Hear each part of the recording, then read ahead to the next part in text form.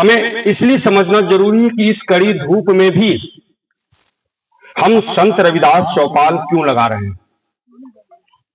कई जगह कार्यक्रम करने जाते हैं, कोई सुबह बुलाता है, कोई शाम बुलाता है।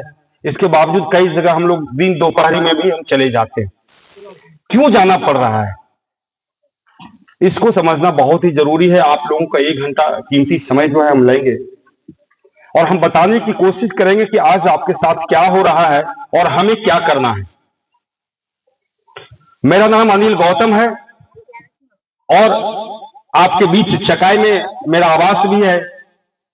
नौकरी करते थे, नौकरी को छोड़कर त्याग करके और हम महान जनता पार्टी का गठन करके आपके बीच में उपस्थित हुए हैं। और इस उपस्थिति के पीछे के कारण हम बता दें कि इस बिहार में जातीय जनगणना हुई है। जातीय जनगणना में जो एक फिगर आया है, संख्या आया है, वह सबसे ज्यादा यादव समाज का आया है। 14% यादव समाज है। उसके बाद कोई आया है तो वो रविदास समाज है, 6% है। उसके बाद पासवान समाज है, मुसहर समाज है। लेकिन सबसे बड़ी बात है कि जो सत्ता पर 20 वर्षों से बैठा हुआ है कुर्मी समाज का, उसका 1.5% है। 1 से 1.5% वाले सत्ता में 20 वर्षों से बैठा हुआ है और हम 6% वाले अपने घरों में दुबके हुए हैं, अपने घरों में बैठे हुए हैं। इसके पीछे का कारण क्या है? वह 1.5% वाले सत्ता में क्यों चला गया और हम 6% वाले सत्ता से क्यों वंचित रह गए, इसको समझना ज्यादा जरूरी है। हम संख्या में भारी हैं, हमारी संख्या बहुत ज्यादा है। अगर हम चाहें तो बिहार की सत्ता को एक पल में हिला सकते हैं। इसके बावजूद हम लोग घरों में बैठे हुए हैं और हम लोग बात नहीं कर रहे हैं सत्ता का। और जब तक सत्ता की बात नहीं करेंगे तब तक आपकी बात हमारी बात नहीं बनेगी, समाज की बात नहीं बनेगी। बाबा साहब भीमराव अंबेडकर साहब ने कहा था कि शिक्षित बनो, संगठित बनो और संघर्ष करो। तो शिक्षित और संगठित इसलिए बोले थे कि संघर्ष के माध्यम से हम उन ऊंचाइयों तक पहुंचेंगे जहां से हमारा नीति निर्धारण होता है, हमारे लिए सारे काम होता है, जहां ये तय होता है कि हमें इन गरीब लोगों को अनाज देना है कि नहीं देना है, इन्हें पेंशन देना है कि नहीं देना है, इन्हें सुख सुविधाएं देना है कि नहीं देना है, इन्हें सिंचाई की सुविधा देना है कि नहीं देना है, स्वास्थ्य की सुविधा देना है कि नहीं देना है। वहां तय होता है कि इनके बच्चों को पढ़ाना है कि नहीं पढ़ाना है, इनको रोजगार देना है कि नहीं देना है, महंगाई पे कंट्रोल करना है कि नहीं करना है, सुरक्षा देना, ये सब तय होता है लोकसभा से। और जब लोकसभा से ये सारी चीजें तय होता है और लोकसभा में, विधानसभा में जब आपके समाज के लोग नहीं पहुंच रहे हैं तो आपकी बातों को कौन रखेगा? आपकी बातों को रखने के लिए बाबा साहब ने सबसे पहले अधिकार दिया। उस अधिकार का नाम है वोट का अधिकार। अब 1 वोट माता जी आप देते हैं, 1 वोट हम देते हैं, 1 वोट मोदी भी देता है तो बात बराबर होता है। इसका मतलब कि 1 गिनती आपका है तो 1 गिनती मोदी का है, 1 गिनती नीतीश का है, 1 गिनती किसी और का है। राजा हो या रंक हो, गरीब हो या श्रमिक हो, मजदूर हो या किसान हो, डॉक्टर हो या इंजीनियर हो, अगर वोट दबाता है तो 1 ही गिनती होता है। तो इसका मतलब है कि हम लोग समान हैं वोट के अधिकार के मामले में। वोट के अधिकार के मामले में हम एकजुट हैं, समान हैं। अब संत शिरोमणि रविदास ने काशी के घाट पर बैठ के, वाराणसी के काशी के घाट पर बैठ के उन्होंने एक बात कहा था। और कब कहा था? जब हमारे परछाइयों से भी लोग छुआता था। सैकड़ों वर्ष पहले कहा। आज भी हमें दरकिनार किया जा रहा है। तो सोचिए कि 400 साल, 500 साल, 600 साल, 700 साल पहले क्या दुर्गति रही होगी हमारे समाज का। उस समय उन्होंने काशी के घाट पर बैठ के कहा, ऐसा चाहो राज में जहां मिले सबन को अन्न, छोट बड़ो सब सम बसे, रविदास रहे प्रसन्न। हमें यह कहा कि गंगा में भटकने की जरूरत नहीं है, मन को पवित्र कर लो तो गंगा वहीं उपस्थित हो जाएगा। और उन्होंने कहा कि मन चंगा तो कठौती में गंगा। इतना महान वचन को काशी के घाट पर कहा और हम और आप आज भी भटके हुए हैं, आज भी हम लोग बातों को नहीं समझ पा रहे हैं। इसमें कहीं ना कहीं हम लोगों का भी कोई न कोई एक गुनाह हो रहा है धीरे धीरे, जिसको हम समझ नहीं पा रहे हैं।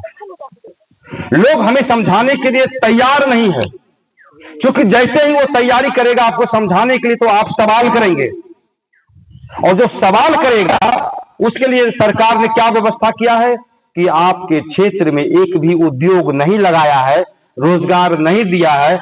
आपके बच्चे जो सवाल करता, आपका बच्चा जो उसके सामने आंख से आंख मिला के सवाल करता, उन बच्चों को गुजरात अहमदाबाद भेज दिया है। 5 से 10 हजार रुपया कमाने के लिए अहमदाबाद में जाके वो रोजी रोटी कमाई कर रहा है। अगर यही उद्योग रहता आपके, अभी आप कहीं भी आप घूम के आंख उठा के देखिए, सब जमीन बंजर पड़ा हुआ है। क्या इन तमाम जगहों पे उद्योग नहीं लगता? पूरा जमीन खाली, आप कहीं भी चारों तरफ आप देखिए, ना फसल है, ना उद्योग लगा हुआ है, ना पौधे है। ये जमीन जो बंजर बनाने का जो षड्यंत्र है, ये सरकार का है।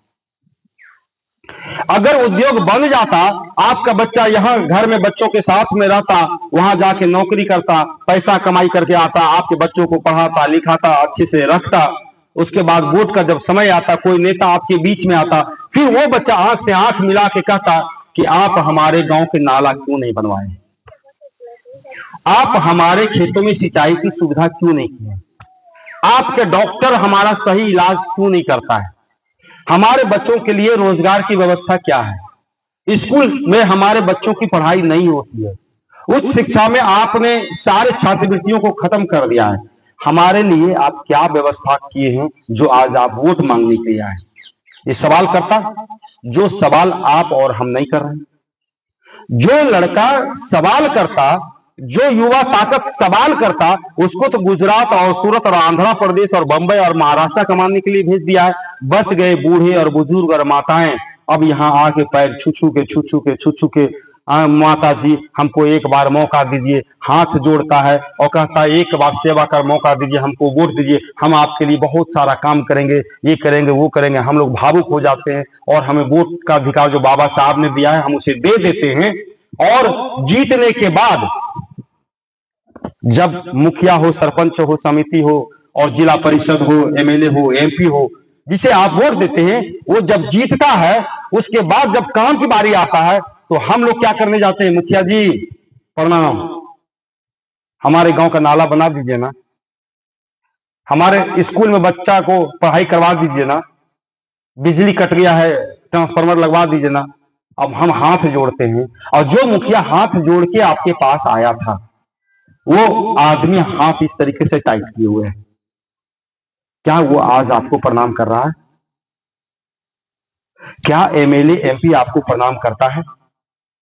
हम प्रणाम करते हैं। क्यों? जो आदमी वोट लिया था सेवक बनके, नौकर बनके, और हमारा नौकर बना, उसे आज हम प्रणाम कर रहे हैं, ये दुविधा क्यों हो गया है? ये चिंता का विषय है। हमारा मुखिया हमारा नौकर है, हमारा एमएलए हमारा नौकर है, क्योंकि हमने वोट दिया तब जाकर वो बना। आपने वोट दिया, आपके वोट से वो बना, बनाने वाले आप हैं, महान आप हैं, और वो बनने वाला है, वो नौकर है, लेकिन नौकर का हाथ टाइट है और मालिक का हाथ झुका हुआ है, सर झुका हुआ है। इसके पीछे के कारण को समझना होगा, इसलिए कि हम कहीं ना कहीं गलती कर बैठते हैं। क्या गलती कर बैठते हैं? हम उन दुश्मनों को पहचानते नहीं। वह भेड़िया जैसा खाल बदल बदल के हमारे बीच में आता है और हम उसे चुनते हैं और वोट देते हैं। जब आपका पैर छूता है तो लगता कि वो महान कार्य कर रहा है, आपको समझना चाहिए था कि कहीं ना कहीं वही पैर काटेगा। जब आपको साड़ी और धोती का लालच देता है, जब आपको पैसा का लालच देता है, हमारे युवाओं को दारू और मुर्गा का लालच देता है, और जब हम लोग उसका ग्रहण कर लेते हैं तो वोट जब दे देते हैं, उसको पता है कि ये जो वोट हमें मिला है ये मुर्गा और दारू में मिला है, तो आपके बच्चों के लिए वो क्यों सोचेगा? वो अपने बच्चों के लिए सोचेगा। हम जब पैसा नहीं लेंगे, हम दारू और मुर्गा नहीं लेंगे, हम धोती और साड़ी नहीं लेंगे और हम वोट जाके देंगे, तो अपने स्वतंत्र अधिकार के साथ में वोट देंगे। और जहां वोट दिया जाता है, आप लोगों को पता है कुछ दिन पहले आपने वोट दिया है, जहां वोट दिया जाता है, जहां मशीन लगा हुआ रहता है, उसके आगे में एक गत्ता लगा हुआ रहता है, छुपा हुआ रहता है, और चुपके से जाते हैं और हम वहां वोट दबाते हैं, बटन दबाते हैं। वहां कोई देखता है क्या? कोई नहीं देखता है। तो अगर हम अपने व्यक्ति को वोट देंगे तो कोई देखेगा क्या? जब देखेगा ही नहीं तो आपको परेशान करेगा क्या? हमें डर होता है कि कहीं देख लिया, हमें जान गया ना, तो ये फलना आदमी हमको वोट नहीं दिया तो हमको परेशान करेगा। जब गिनती होगा तो किसका वोट निकला नहीं निकला ये कैसे पता चलेगा? नहीं पता चलेगा, और आपका आदमी जीत कर आ जाएगा। आप अपने बच्चों के लिए नहीं सोच रहे हैं। आप अपने बच्चों को ये नहीं चाहते कि ये मुखिया बने, आप नहीं चाहते कि जिला परिषद बने, समिति बने, सरपंच बने, एमएलए बने, एमपी बने। आप हमेशा चाहते हैं कि दूसरे के बच्चे बने। और जब दूसरे का बच्चा बनेगा, जो आपका बच्चा नहीं है, तो आप जब वो गलती करेगा तो क्या उसका कान पकड़ के मरोड़ सकते हैं? आप अपने बच्चों को तो कान मरोड़ दीजिएगा, आपका बच्चा गलती करेगा तो कान मरोड़ दीजिएगा, लेकिन वो आदमी गलती करेगा तो कान मरोड़िएगा क्या? नहीं मरोड़ पाएंगे ना। किसी का फायदा वो उठाता है और उसका मकान 1 मंजिल से 2 मंजिल, 2 मंजिल से 3 मंजिल, 3 मंजिल से 4 मंजिल, एक जगह नहीं, यहां भी बनेगा, देवघर में भी बनेगा, पटना में भी बनेगा, जम्मू में भी बनेगा, सब जगह उसका मकान बन रहा है। और हम लोग इंदिरा आवास के लिए, आवास के लिए हम लोग दर दर ठोकर खा रहे हैं। 30-30 हजार रुपया हम लोग कमीशन दे रहे हैं, इसके बावजूद हमें नहीं मिल रहा है। इसमें गलती किसका है? आप चिंतन कीजिएगा। आपको चिंतन ये करना पड़ेगा कि ये हमारा सारा जमीन है और ये खाली पड़ा हुआ है, ये बंजर है, यहाँ उत्पादन नहीं हो रहा है, हमें कोई सुख सुविधा नहीं मिल रहा है, हमें डीएपी नहीं मिल रहा है, यूरिया नहीं मिल रहा है, सिंचाई नहीं मिल रहा है, बीज नहीं मिल रहा है, इलेक्ट्रिक नहीं मिल रहा है। इसके कारण ये खेत बंजर पड़ा हुआ है और हम 5 किलो अनाज के लिए लाइन लग गए। और जब हमारा जमीन बंजर रहेगा, जब उपार्जन नहीं होगा, उत्पादन नहीं होगा, तो हमको 5 किलो अनाज के लिए तो लाइन में लगना ही पड़ेगा। और यही तो वो चाहता है कि आप लाइन में लग के 5 किलो अनाज के लिए लाइन में धूप में खड़ा रहिए, ताकि आपको एहसास होवे और आपको पता रहे कि ये जो 5 किलो अनाज है मोदी दिया है, और फिर आप मोदी को वोट दीजिएगा। आपको गुलाम बना के, आपको गरीब बना के वो रखना चाहता, ताकि आप हमेशा उसको वोट देते रहिए। आप कभी नहीं चाहे कि एक रविदास का बच्चा एमएलए बनेगा। बाबा आपका क्या उम्र हो गया है? 70 वर्ष। 70 वर्ष में चकाई में एक रविदास के बच्चे को एमएलए आपने बनाया। 70 वर्षों में जमुई का कोई सांसद रविदास बना, जबकि आपकी ताकत बहुत ज्यादा है। हमारे महापुरुषों ने कहा था कि वोट हमारा, राज तुम्हारा, नहीं चलेगा, नहीं चलेगा। तो क्या सिर्फ हम ये नारा लगाएंगे कि नहीं चलेगा के लिए हम लोग बटन भी दबाएंगे? हम विरोध कैसे करेंगे बटन दबाकर? हमें तो डंडे लेके उसका सामना नहीं करना है। संवैधानिक दायरे में जो बाबा साहब ने संविधान लिखा है, उस दायरे में रह के हमें बात करना है, उसी दायरे में हमें काम करना है, उसी दायरे में अपना विकास भी करना है। तो सबसे बड़ी जो ताकत है वोट का, वो वोट आप अपना लोगों के लिए नहीं दबा के दूसरे लोगों के लिए दबाते हैं, और यहां जाके आप फंस जाते हैं और बाद में कहते हैं अच्छा कोई बात नहीं, अगले 5 साल के बाद तो इसको हम हराइए देंगे। आप हरा सकते हैं, ये ताकत है। आप जिता सकते हैं, ये ताकत है। लेकिन जिताने हराने के चक्कर में आपका ये समय व्यतीत हो रहा है, और आपका बच्चा, आपके समाज के लोग, आपके समूह के लोग, आपके बहुजन समाज के लोग पीछे छूट रहा है, वो नहीं आ पा रहा है। और संत रविदास जी ने क्या कहा था? ऐसा चाहूं राज में जहां मिले सबन को अन्न। वो क्या चाहते थे? एक ऐसी दुनिया चाहते थे जहां हर समाज के लोग एक ही चटाई पे रहे और यहां आपस में सुख और दुख बतियाए और एक दूसरे का भागीदार बने। सबन को मिले अन्न। सबन को अन्न मतलब कि हर बच्चा, हर जाति के, हर वर्ग के, हर धर्म के लोगों को मौका मिले आगे बढ़ने का, पढ़ने का, रोजगार का, सम्मान का, स्वाभिमान का, सुरक्षा का मौका सबको बराबर मिले। और छोटा हो या बड़ा हो, राजा हो या रंक हो, मजदूर हो या कोई पदाधिकारी हो, डॉक्टर हो या इंजीनियर हो, किसान हो, चाहे एक बीड़ी बनाने वाली महिला हो, जब सभी लोग एक जगह पे बसेगा और बिना भेदभाव का रहेगा, कोई एक दूसरे का शोषण नहीं करेगा, तब जाकर रविदास रहेगा प्रसन्न। कहां कहा था? काशी के घाट पर। और हम लोग क्या कर रहे हैं? हम लोग कहीं ना कहीं चूक रहे हैं। क्या माता जी, हम लोग चूक रहे हैं ना? अभी इतनी माताएं हैं, हर वोट आप लोग एक बार दबाइएगा और अपने लोगों के लिए दबाइएगा, स्वतंत्र होकर दबाइएगा, बिना किसी के प्रभाव में आए हुए दबाइएगा, तो आपके हिसाब से चुना जाएगा। ये जो हम नहीं करते हैं, और बाबा साहब का जो अधिकार था दिया हुआ वोट का, वो गलत जगह प्रयोग हो जाता है और हम ठगे हुए महसूस करते हैं। हम इतना ठगे हुए महसूस करते हैं कि हम बोल भी नहीं पाते। और इसीलिए इस बीच में जब हमने ये चीजों को देखा कि बिहार के धरती पर एक भी समाज का नेता नहीं है, तो किसी न किसी को तो आगे आना होगा। और हमने नौकरी को छोड़ा। नौकरी को छोड़ने के पहले एक बार, शायद आप भी गए थे हमारे साथ, अभी कटोरिया विधानसभा में हम लोगों का मंथन यात्रा चल रहा है। कटोरिया विधानसभा में रात में 9 बजे मैडम ने कहा कि हम एक गांव रविदास का जाना चाहते हैं 9 बजे रात में, और हम देखना चाहते हैं 9 बजे रात में रविदास के बस्ती का क्या हालात है। और बौंसी एक प्रखंड है कटोरिया विधानसभा में, उस प्रखंड में एक गांव है। जब हम गए 9 बजे रात में, तो हमारी गाड़ी उस गांव में नहीं घुस पाया। इसका मतलब कि सड़क नहीं था। गाड़ी को बाहर लगाए उस गांव में गए, गांव में बिजली नहीं थी, पूरा गुप्त अंधेरा। 2-4 लोगों को बुलाए और हम लोग मोबाइल को टॉर्च बनाए और पूरा गांव गली घूमने लगे। जब बिजली नहीं था तो पानी होगा क्या? नल जल होगा क्या? नल जल नहीं था। इसके बाद 72 घर था उस गांव में, 72 घर में एक भी घर पक्का का नहीं था। कुछ लोगों को इंदिरा आवास का लाभ मिला होगा, लेकिन इतना कमीशन खोरी है 30,000 से 40,000 तक का कि वो घर तो बनता ही नहीं है, आधा पे ही रह जाता है। और आधा पे हम लोग क्या करते हैं? छौनी कर लेते हैं, और वहां सभी के घरों के ऊपर में खजूर का पत्ता से छौनी किया हुआ था। और एक एक घर में हम लोग 9 बजे से लेकर 11 बजे तक घूमे। और उस दिन मैडम को लगा कि ऐसे भी लोग रहते हैं ना। वो क्या गुनाह किया था? क्या वो वोट नहीं देता था? आजादी से आज तक वो वोट नहीं दिया? वोट तो दिया होगा ना, लेकिन कहीं ना कहीं उसे लोगों ने ठगा है और ठग कर वोट लिया है, उसका काम नहीं किया है। और यह जो दुर्भाग्यवश जो स्थिति बना हुआ है, ये षड्यंत्र के तहत बना हुआ है। और हमने उसी दिन चकाई आए और चकाई के बाद पटना गए, पटना में रिजाइन मारा।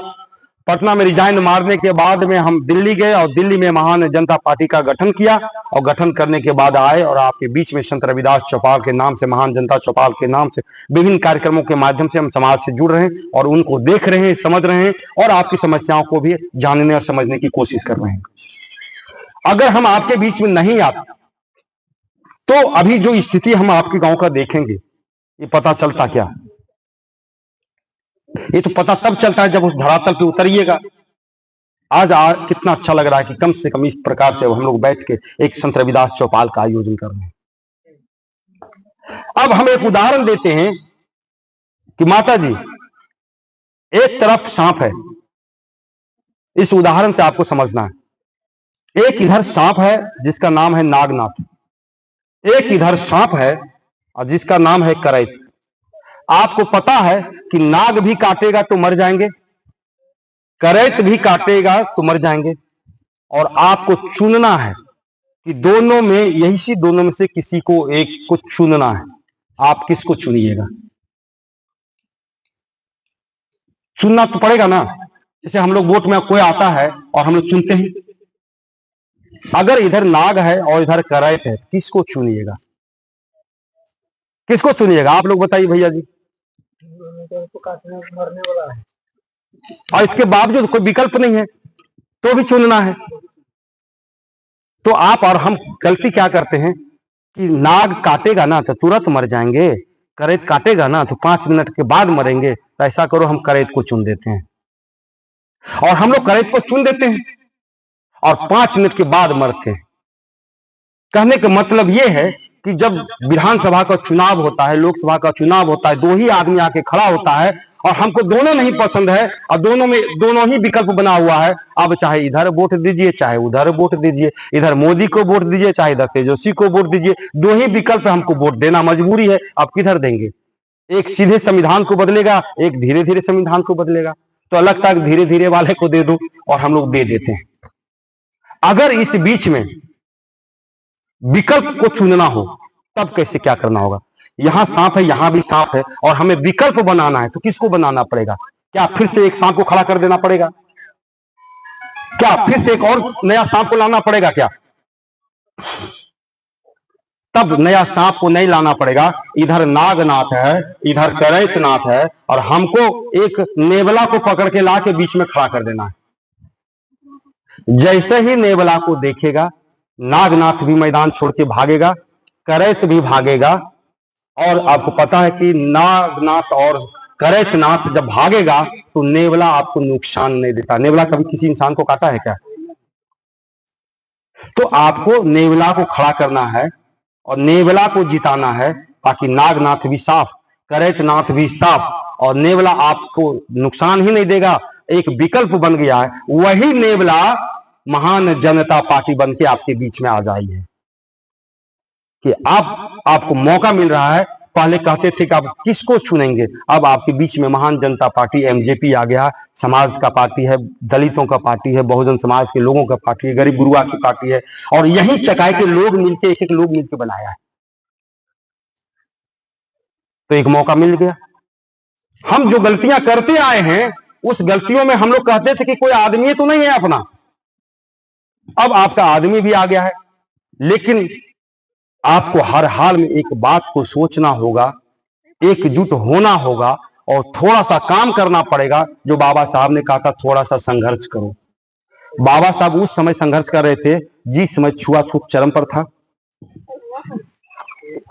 तालाब के पानी नहीं पीने के लिए दिया जाता था। बाबा साहब के जमाने में उन लोगों को डंडे से मारा जाता था। जिस तालाब में शुअर पेशाब करता है, पैखाना करता है, जिस तालाब और आहार में गाय और भैंस को धोया जाता था, उस पानी को अंबेडकर साहब को पीने नहीं दिया जाता था। उस समय उन्होंने संघर्ष किया। किसके लिए किया था? आपके लिए, हमारे लिए, इस देश के लिए। और बाबा साहब एक ऐसे व्यक्ति हैं, एक ऐसे महान व्यक्तित्व के धनी हैं कि हर जाति के लिए, हर वर्ग के लोगों के लिए उन्होंने काम किया। अगर आज आपके यहाँ बिजली जो आई है ना, ये बाबा साहब डॉक्टर भीमराव अंबेडकर का देन है। आप जो रुपया गिनते हैं, जिसको आप लक्ष्मी कहते हैं, वो लक्ष्मी नहीं है, वो बाबा साहब का सोच है। आरबीआई जो बैंक बनाया ना इस देश में, वो बाबा साहब ने बनाया। ये जो सड़कें चल रहे हैं, जितना अच्छा भी सड़कें आपको देखने को मिल रहा है, वो बाबा साहब का देन है। इस देश में बड़े बड़े जो उद्योग लगा है, बाबा साहब ने कहा था कि उद्योग लगाओ और यही उपार्जन करो, अपने लोगों को यही रोजगार दो। जितने बड़े बड़े डैम देख रहे हैं, वो बाबा साहब का देन है।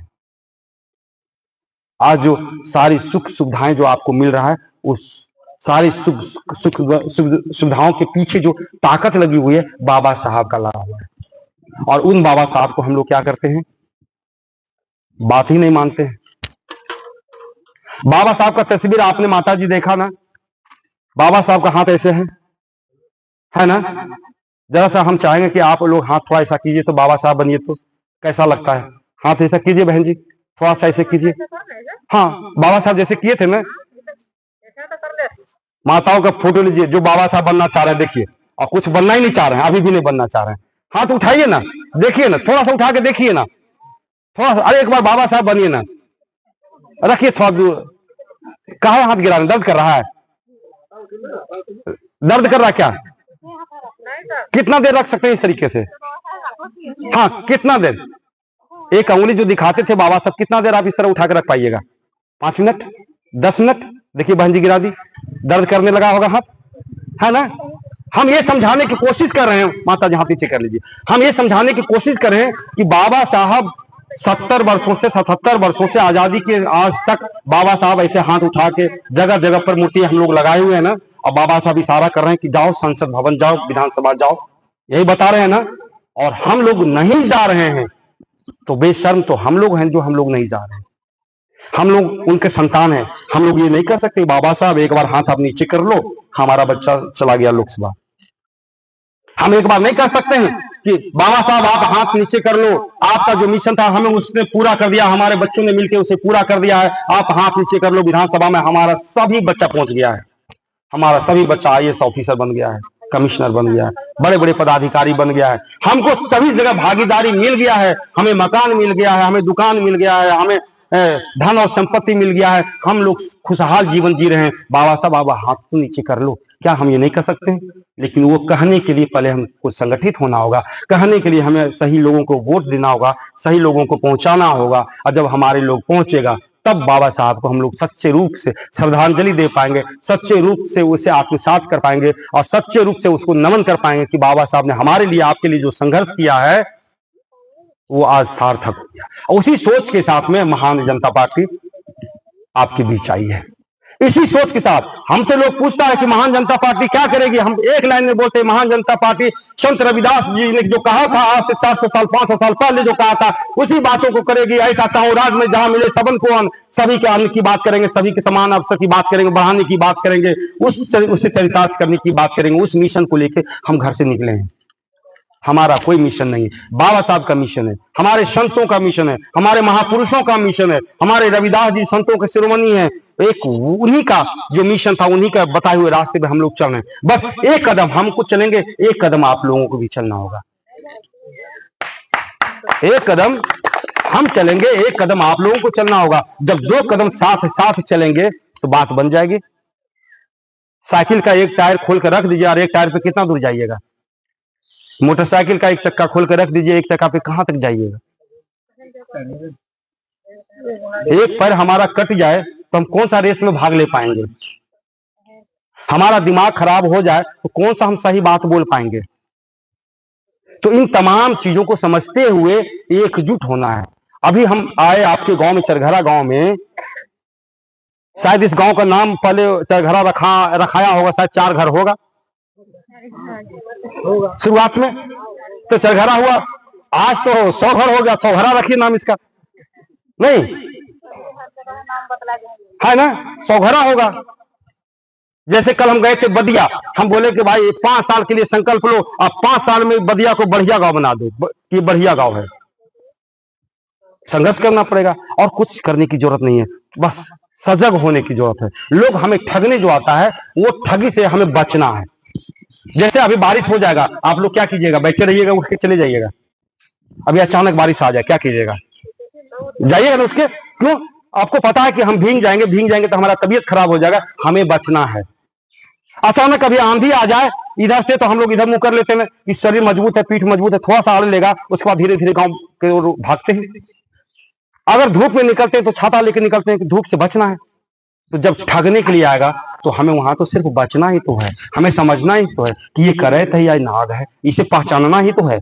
और हम इस पहचान को अगर ठीक समय पे पहचान लिए तो हम नहीं, हमारे समाज का वोट बच जाएगा, हमारे समाज का प्रतिनिधित्व मिल जाएगा। और बाबा साहब ने अधिकार दिया था कि आप अपने बीच से चुनो, उठाओ और उस जगह पे पहुंचाओ। आपकी बात वो करेगा, दूसरे लोग नहीं करेगा। जब तक आपका विचारधारा और जो आया है नेता बनने के लिए उसका विचारधारा एक नहीं हो जाए तब तक वोट नहीं। एक तो मौका मिला है नोटा दबाने का, नहीं जब पसंद है तो नोटा दबा देंगे, मतलब हमने किसी को नहीं दिया। आज के नेताओं से बेहतर है कि नोटा में वोट दबा दिया जाए, जो पसंद नहीं है, जो हमारी बात नहीं करता है। जो हमारी बात करेगा, जो हमारे सुख दुख में साथ निभाएगा, जो हमारे बच्चों के लिए सोचेगा। आज हमें दुख होता है, एक गांव गए हम रविदास चौपाल लगाने के लिए, आप भी तो साथ में थे। गांव का नाम कौन सा गांव का नाम था? पहला गांव जो हम लोग गए थे, राम सिंह डी में गए थे। माताएं सब हैं, बूढ़े सब हैं, बच्चे सब हैं और नौजवान गायब है। कहाँ गया वो नौजवान? वो सब सूरत कमाने के लिए गया, आंध्रा कमाने के लिए गया, महाराष्ट्र कमाने के लिए गया। अब इसी बीच में लोकसभा का चुनाव आ गया। अब उन माताओं को, बच्चों को, बूढ़े पुराने लोगों को जो वोट लेगा, एक कोई चालाक आदमी रहेगा वो किसी से पैसा का ठगी करेगा और वो आके कह देगा कि यही तो जीत रहा है, यही तो जीत रहा है। आपको क्या पता कि कौन जीत रहा है? और आप उसके बहकावे में आके वोट डाल देते हैं और वो सचमुच में जीत जाता है। यानी कि सांप ही सांप को जिता दिया और हम लोगों को बेवकूफ बना दिया, है ना। बाद में हम पहचानते भी नहीं है। अभी आप लोगों ने वोट दिया है ना लोकसभा में, उम्मीदवार को देखे तक नहीं होंगे। आया था उम्मीदवार आपसे मिलने? सोचिए, एक उम्मीदवार जो हमारा प्रतिनिधित्व करने के लिए जा रहा है, हमारी आवाज को उठाने के लिए जा रहा है, हम कहां हैं उसे पता ही नहीं है, क्या आपकी आवाज को उठाएगा? लेकिन ये बात कैसे होगा कि जब आज आप यहां हैं और कल अगर अपनी बेटी को फोन से बात करते हैं, किसी भी गांव में आपकी बेटी है तो उसको कहिए कि हमारे यहाँ संत रविदास चौपाल लगाया है, अनिल गौतम ने लगाया है और इसी तरीके से बातें कर रहा था, बेटा तुमको पता है? उसको नहीं पता होगा, आपने बता दिया, उसे भी पता हो गया ना। जब उस गांव में कोई हमारा आदमी जाएगा रविदास चौपाल लगाने के लिए तो उसे पता होगा ना कि हमारी माताजी तो पहले हमको बता दिया, हमारे पिताजी तो पहले बता दिया, हमारे भाई तो पहले ही बता दिया। तो हम आज तक जो वोट देते आए हैं और स्पेशली रविदास लोग, हम लोग बहुजन समाज के नाम पर बहुजन समाज पार्टी को वोट देते आए हैं और बहुजन समाज पार्टी इस बार 0 पे आउट हो गया है, एक भी सांसद नहीं बना पाया। उत्तर प्रदेश की पार्टी है और हम लोग उत्तर प्रदेश के लोगों पर भरोसा कर रहे हैं और बिहार के लोगों पर भरोसा ही नहीं हो रहा है, अपने बाल बच्चों के नाम पर भरोसा ही नहीं हो रहा है, तो आप क्या कर पाएंगे? क्या उत्तर प्रदेश से आपकी समस्याओं का समाधान के लिए लोग आएगा? वो उनका तो समस्या अपना इतना ज्यादा है कि वो उन समस्याओं को तो समाधान दे ही नहीं पा रहा है। आपकी समस्याओं को कौन देगा? तो आपके आसपास के लोग। जैसे घर में मजबूत घर बनाना पड़ता है तो क्या करते हैं, मजबूत पिलर डालते हैं और जगह जगह पे पिलर डालते हैं। उसी प्रकार से ये जो हम लोग संत रविदास चौपाल लगा रहे हैं, इस चौपाल के माध्यम से हम जगह जगह पिलर गाड़ रहे हैं कि ये आप हमारे पिलर है, ये माता जी हमारी पिलर, ये हमारी पिलर है। जब सब जगह इस तरह से मजबूत पिलर खड़ा हो जाएगा तो मकान बनने से कोई रोक पाएगा? मजबूत मकान बनेगा और एक से एक नेता यहां से बनेगा, एक से एक लोग, हमारे बाल बच्चे पढ़ने के लिए आगे बढ़ेंगे। दुर्भाग्य से हमको कहना पड़ता है इन छोटे बच्चों को जो आज हम लोग पढ़ाई के लिए सोचते थे, बाबा साहब ने कहा था कि शिक्षित बनो, इन बच्चों को पढ़ाने के लिए छात्रवृत्ति ये सरकार, ये निकम्मी सरकार ने रोक दिया है। किसी तरीके से आप मैट्रिक करा दीजिएगा, उसके बाद इंटर में एडमिशन करा दीजिएगा, वहां जाके पढ़ाई होता ही नहीं। केवल नाम लिखा लिया, बस एक एग्जाम दे देगा केवल जाके, सर्टिफिकेट तो मिल गया, कागज तो मिल गया, नॉलेज नहीं मिला, और नॉलेज नहीं मिला तो नौकरी नहीं मिलेगा। तो हमारा बच्चा पढ़ लिख के भी मजदूरे बनता है। अगर हम डॉक्टर बनाना चाहेंगे, इंजीनियर बनाना चाहेंगे, बड़े बड़े पदों पर भेजना चाहेंगे और वहां ज्यादा पैसा लगता है पढ़ाने में। और सरकार, पहले की सरकार क्या करती थी, छात्रवृत्ति देती थी, पढ़ने में मदद करती थी। अब ये मोदी सरकार जो आया है, नीतीश सरकार जो आया है, इस छात्रवृत्ति को खत्म कर दिया है और अब कहता है कि हम 4 लाख रुपया लोन देंगे, कर्जा देंगे। हम तो कर्जा में जीवन भर डूबे हुए हैं, फिर आपका लोन से हम कर्जा लेंगे, अपने बच्चों को पढ़ाएंगे। ये बच्चा जब नौकरी में जाएगा तो आपका कर्जा चुकाते रहेगा, चुकाते रहेगा। यानी कि यहां भी गुलाम, वहां भी गुलाम, वहां भी गुलाम, वहां भी गुलाम। इन गुलाम बनाने की जो पद्धति है सरकार के पास, उसी का विरोध महान जनता पार्टी करती है कि ये वोट हमारा है, राज तुम्हारा नहीं चलने देंगे। वोट हम लोगों का है, गरीबों का है, दलितों का है, वंचित समाज का है, आम गरीब गुरुआ का है वोट। और तुम आके बुड़बक बना के वोट ले जाते हो, सत्ता में रहते हो, बड़ी बड़ी गाड़ियों पे घूमते, तुम्हारे बच्चे हवाई जहाज से उड़ता है और हमारे बच्चे के पैरों में चप्पल भी नहीं है। हमारा समाज पहले चप्पल बनाता था ना, इसके बावजूद हमारे बच्चों के पैरों में चप्पल नहीं। क्यों? वो खा गया है चप्पल। तो ऐसे नेताओं को चप्पल से भी तो स्वागत कर ही देना चाहिए, नहीं करना चाहिए? जो आजादी से आज तक ठगते हुए आ रहा है। माता जी की इतना उम्र हो गया, माता जी की इतना उम्र हो गया है, ये कब देखेंगे अपने जीते जी कि हमारा बच्चा, हमारे समाज का बच्चा भी विधायक बन गया? आत्मसंतुष्टि होता है, स्वाभिमान से और सम्मान से सीना चौड़ा हो जाता है कि देखो जिसके साथ हम इस तरीके से बैठ के बात की, आज वो ऊंचाई पे पहुंच गया, चलो अब हम बात करेंगे। हम कई गांव में जब जा रहे हैं बड़ा दुख होता है, अपने समाज के बीच में जाते बड़ा दुख होता है। जय भीम बोलता है लेकिन जय भीम करता नहीं है, जय भीम बोलता है लेकिन हर गांव में कहता है कि देखिए वो आदमी ठग लिया है, वो आदमी ठग लिया है, वो आदमी ठग लिया है। इंदिरा आवास के नाम पे 10,000 रुपया पहले मांगता है मुखिया, तब इंदिरा आवास देगा, नाम में सूची चढ़ाएगा। जब पैसा आएगा तो फिर कहेगा 20,000 रुपया फिर दो, और उसमें भी कहीं ना कहीं एक दो दलाल को बनाता है और पैसा ठगता है। तो 1/3 तो पैसा ठग लिया, तो कहां से हमारा घर बनेगा? क्या हम लोग जीवन भर झुग्गी झोपड़ियों में रहने के लिए पैदा दिए हैं? हमारा इतिहास, आपका इतिहास जब पढ़ेंगे बच्चों से पूछिएगा, और नहीं तो आप लोगों के पास में मोबाइल होगा, मोबाइल पे आप गूगल पे जाइए, यूट्यूब पे जाइए और सीधा लिखिए चमारों का इतिहास। देखिए कितना मजेदार इतिहास आएगा। हमारे लोग, आपके लोग पहले शासक हुआ करते थे, राजा हुआ करते थे, और आज हम गरीब बने हुए हैं। पहले हम लोग देने वाले थे, आज हम लोग मांगने वाले बन गए हैं। लाइन लगा के 5 किलो अनाज दे दो, किसान को 2,000 रुपया दे दो। अगर एक किसान को डीएपी हम फ्री में दे दें, यूरिया हम फ्री में दे दें, सिंचाई फ्री में दे दें, हर खेत में पानी चला जाएगा, तो इस गर्मी के मौसम में भी तरबूज का खेती नहीं हो रहा होगा, ककड़ी का खेती होता, गर्मी का फसल होता ना, कोई खेत खाली नहीं होता। जब वो होता हम मार्केट में बेचते तो घर में पैसा आता ना, वो खत्म कर दिया। हमारे महिलाओं के पास एकमात्र उपाय आज के समय में बचा है, जिसको भी थोड़ा सा हुनर है हाथ में, वो सिर्फ और सिर्फ बीड़ी बनाती है। हमारी बहन और बेटी बीड़ी बनाएगी, और तुम गद्दार लोग, तुम्हारी बहन बेटी सीढ़ियों पे चढ़ेगी और 5 मंजिला पे चढ़ के एसी में हवा खाएगी। ये नहीं चलने देंगे। इसके लिए लड़ाई महान जनता पार्टी कर रही है। समानता की बात करो, आप भी चढ़ो, हमको एतराज नहीं है, लेकिन हमारे भी बच्चों को चढ़ने दो। आप 10 मंजिला मकान बनाओ, हमें कोई दुख नहीं है, हमें 5 मंजिला मकान भी तो बनने दो। आप नौकरी में जाते हो और छल कपट से जाते हो, हमारे बच्चों को कम से कम टैलेंट से तो जाने दो। अभी एक डॉक्टर का रिजल्ट निकला और सब सेटिंगे करके सब में करा दिया। 1-1 करोड़ रुपया, 2-2 करोड़ रुपया लगता है एक डॉक्टर को पढ़ाने में। क्या गरीब का बच्चा पढ़ पाएगा? जब सेटिंग करके सब अमीर का बच्चा उसमें घुस जाएगा, तो गरीब जिसके पास नॉलेज है वो पास ही नहीं करेगा। तो हमारा बच्चा डॉक्टर नहीं, हमारा बच्चा इंजीनियर नहीं, हमारा बच्चा शिक्षक नहीं, हमारा बच्चा कोई ठेकेदार नहीं, हमारा बच्चा कोई अमीर नहीं, हमारा बच्चे को रोजगार नहीं, हमारा बच्चा नेता नहीं। और हम लोग बच्चा जब जन्म लेता है तो हम लोग क्या करते हैं कि मेरा एक राजकुमार जन्म लिया। बचपन में हम लोग कहते हैं ना, गोद में खिलाते कहते हैं कि मेरा नुनुआ सुगा, ये हमारा राजकुमार है। और वो राजकुमार मजदूरी करने के लिए सूरत जाएगा, आपको अच्छा लगेगा?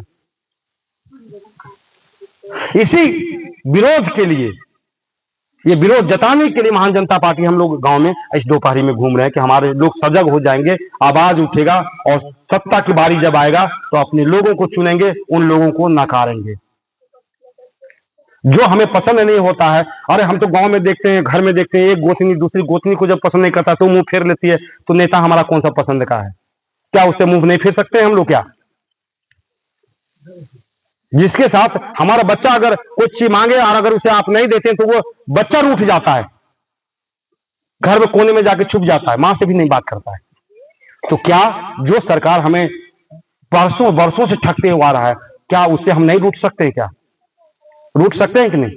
लेकिन हम लोग रूठेंगे कैसे? कैसे पता चलेगा कि ये रूठ गया है? कि जैसे इस बार मोदी जी कहा था 400 पार, 400 सीट लाएंगे, और हमारे लोग रूठ गए। जिसको पता चल गया कि संविधान खतरे में, संविधान को बदल जाएगा, वो लोग रूठ गए और वोट नहीं दिया, 240 पे जाके फंस गया। अब गठबंधन के सरकार बना, अब वो कुछ नहीं बदल पाएगा। तो हमने रोक दिया ना। कैसे रोक दिया? वोट के अधिकार से। तो हम वोट के अधिकार से ही चाहते हैं कि आप और हम तमाम लोग जो सुन रहे हैं, इस चौपाल के माध्यम से, महान जनता चौपाल के माध्यम से, संत रविदास चौपाल के माध्यम से, महान जनता पार्टी के बैनर तले, कि हम लोग एक बार एकजुट हो जाएं, एक बार हम लोग संघर्ष करें, और 1 साल से 1.5 साल आप लोग जहां भी चर्चा करें तो एक बार चर्चा में लाएं। जैसे शिव चर्चा चलता था ना बीच में, घरे घरे शिव चर्चा चल रहा था ना, उसी प्रकार से ये चर्चा चलाएं महान जनता पार्टी का। कि अनिल गौतम जी आए थे, दिन दोपहरी में आए थे, हमारे साथ बैठ के, जिस चटाई पे वो थे उसी चटाई पे हम भी बैठे, और हम लोग एक साथ बैठ के इन तमाम चीजों पे बात किए हैं। हमारे बच्चों के भविष्य के बारे में उन्होंने बात किया है कि खतरा है, अगर हमारे लोग नहीं चुने जाएंगे तो हमारे बच्चों को पढ़ाई लिखाई करने का मौका नहीं मिलेगा, आपका स्वास्थ्य का मौका नहीं मिलेगा। अभी आप कई महिला ऐसी होंगी जिनको वृद्धा पेंशन नहीं मिल रहा है, कई बच्चे ऐसे होंगे जिसका नाम राशन कार्ड में नहीं जुड़ा हुआ होगा। अभी अभी एक चीज हम पूछते हैं कि आपका तबीयत खराब होता है तो आप डॉक्टर के यहाँ जाते हैं, जाते हैं ना? तबीयत खराब होता है डॉक्टर के यहाँ जाते हैं और डॉक्टर को बताते हैं कि मेरा तबीयत खराब है, इसके बावजूद चकाई में आपका इलाज नहीं होता है। वो रेफर कर देता है कहाँ कि चल जाओ देवघर। अरे भाई, देवघर का डॉक्टर वही कॉलेज से पढ़ के आया है, तुम भी उसी कॉलेज से पढ़ के आए, तुम इलाज क्यों नहीं कर रहे हो? क्योंकि इस डॉक्टर का सेटिंग उस डॉक्टर से है, वहां ज्यादा पैसा देंगे, जमीन और जायदाद बेच के देंगे, सोना चांदी जो बचा हुआ है उसको बेच के वहां पैसा देंगे और वहां से उसको कमीशन आ जाएगा, इसलिए यहाँ के डॉक्टर का इलाज नहीं कर रहा है। सरकार के कागज पर तो लिखा हुआ है गरीबों को इलाज करना है, दवाई फ्री में देना है, ये सारी चीजें फ्री में देना है। हॉस्पिटल बना रहे हैं, उप स्वास्थ्य केंद्र बना रहे हैं, सही उप स्वास्थ्य केंद्र छोटे छोटे गाँव में बना रहे हैं, उसमें ताला लगा हुआ है। नर्स आती है आपके यहाँ, कभी आई है आपको चेक करने के लिए? घर घर आके बीपी चेक करती है, शुगर चेक करती है, जो गर्भवती महिलाएं हैं उसको टीकाकरण करती है, उसके लिए दवाइयां देती है? नहीं देती है। तो ये कौन करेगा? ये कौन करेगा जब आपके लोग रहेंगे? अभी जैसे हमने बताया कि किसान से संबंधित कोई भी समस्या हो, खेती बाड़ी से, ललित जी से मिलिए, ये मिल जाएंगे, कपड़े में मिल जाएंगे, चाहे ऑफिस में मिल जाएंगे। मोबाइल नंबर ले लीजिए, आप लोग मदद लीजिए, अभी बीज मिल रहा है, धान का बीज फ्री में मिल रहा है, ले लीजिए। सिंचाई का साधन अगर बागवानी करते हैं तो ड्रिप बोरिंग इरिगेशन बोरिंग हो जाएगा, बोरिंग करवा लीजिए। कोई वीडियो नहीं सुन रहा है, थाना वाला नहीं सुन रहा है, आप हम लोगों को पकड़िए, हम वहां मदद करेंगे, आप सुख दुख का साथी बनेंगे। एक बेटा समझ के, एक भाई समझ के, एक बार विश्वास करके, हाँ, आप गलत ट्राई करवाइएगा तो मालूम मदद नहीं कर पाएंगे। अगर आपका जो समस्या है वो सही है तो एक बार फोन कर देंगे, वीडियो को सुनेगा, लेकिन आपको पता चलता है कि लोग दारू पी के आता है, गाड़ी उसका फंस जाता है, सर हमारा गड़िया पकड़ लेते, हम बाहर वालों को मदद नहीं करते, बाद वालों को घूम करते। शराब से तो घर बर्बाद होता है, छोड़ाने के लिए हमारे पास समय नहीं है। बात बाकी कोई भी समस्या हो, कोई आपको शोषण कर रहा है, कोई आपको कर रहा है, कोई आप करने की प्रयास कर रहा है, कोई है, बता दीजिए, आपको 1 लाख भेज देंगे, 50,000 भेज देंगे, आ गया है, इंदिरा आवास आ गया है, आपके नंबर पे कुछ नहीं बताना किसी को, हर हाल में आपको ठग लेगा। सरकार ठग रही है, इधर पदाधिकारी ठग रहा है, उधर थानेदार ठग रहा है, इधर वीडियो सीओ ठग रहा है। तो आपको चारों तरफ से घेर के और मजबूती के साथ खड़ा हो जाएगा, आपको ठग नहीं पाएगा। जब आपको ठग नहीं पाएगा तो आपके समाज को नहीं ठग पाएगा, और जब समाज को नहीं ठगेगा तब उस दिन चंद्र रविदास जी का जो वचन था कि ऐसा चाहूं राज में, और उस दुनिया का नाम उन्होंने दिया था बेगमपुरा। बेगम मतलब जिसके जीवन में कोई गम नहीं हो, दुख नहीं हो, वही सब दुनिया होता है। उतनी बड़ी सोच के साथ हम लोगों को मौका दिया है, आप लोगों से जुड़ने का, और इस सवाल के माध्यम से तमाम आप लोगों को धन्यवाद देते हैं।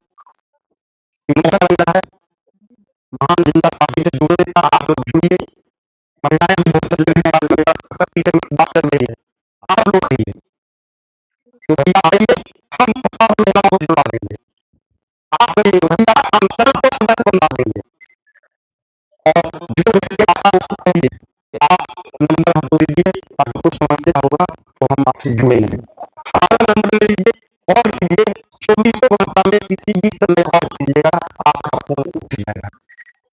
अगर फोन नहीं उठेगा तो कुछ देर के बाद आपको कॉल आ जाएगा उधर से, अगर इसी तरह से मीटिंग कर रहे होंगे तो फोन नहीं उठेगा, लेकिन मीटिंग के बाद में जितना नंबर कॉल आएगा उसको हम कॉल करके पूछेंगे क्या बात है।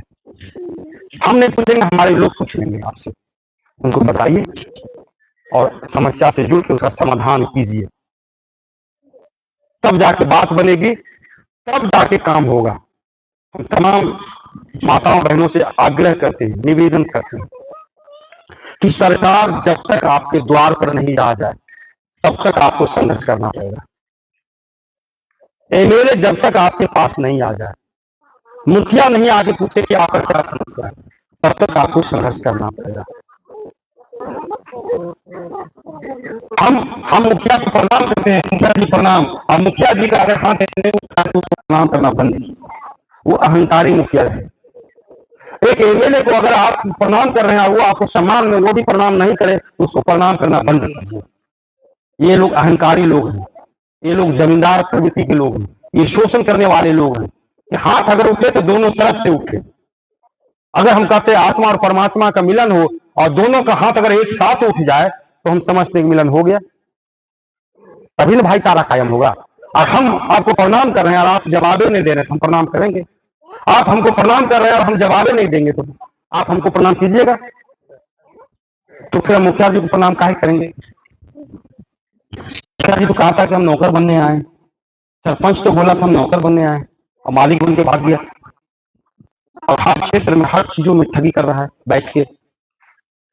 हमारे इस बिहार को मजदूरों का फैक्ट्री बना दिया है। पूरे देश में कहीं भी चाहिए मजदूर, पूरे देश में कहीं भी चाहिए मजदूर, भैया बिहार को बुला लो ना, बिहार वालों को बुला लो। गाड़ी में ठूस ठूस के भेजा जा रहा है, गर्मी में जा रहा है, गर्मी में आ रहा है। हम लोग जब जाते हैं तो देखते हैं बाप रे बाप, कुछ लोग गमछी में बांध के उसमें लटक गया है, कुछ ऐसे बैठ गया, कुछ लोग बाथरूम तक में घुस जाता है। ये समस्या किसने क्रिएट किया? यही सब जगह फैक्ट्री, छोटा छोटा फैक्ट्री, हर गांव में छोटे मोहल्ले में फैक्ट्री होता, दुकान होता, मकान होता, छोटा छोटा बाजार होता, क्या तो हमारे लोग इसी में काम करते और यही कमाता, यही अपने बच्चों को पढ़ाता, यही अपने बीवी माँ बाप के साथ में रहता। एक खुशी परिवार उसी को नहीं कहते हैं जहां सब लोग एक साथ रहे। तो नेता तो एक साथ रहेगा अपना, नेता दिल्ली जाएगा तो बीवी को दिल्ली ले जाएगा, बाल बच्चा को भी दिल्ली ले जाएगा, पटना जाएगा तो दिल्ली पटना ले जाएगा बाल बच्चों का। क्या आपके बच्चे हमारे बच्चे सूरत जा रहा है, हमको ले जा पा रहा है? तो ये जो हमें गुलाम बनाने की जो कोशिश की गई है, लगातार अभी भी कोशिश जारी है, संविधान बदलने की जो कोशिश चल रही है। बाबा साहब का मिशन यही है, संविधान को बचाओ आप बचोगे, इस देश को बचाओ आप बचोगे। इस देश तभी बचेगा जब संविधान बचेगा, और संविधान तभी बचेगा जब हम लोग हाथों में ताकत जो है बटन का वो सही जगह पे बटन दबेगा। इसको बस ध्यान में रख।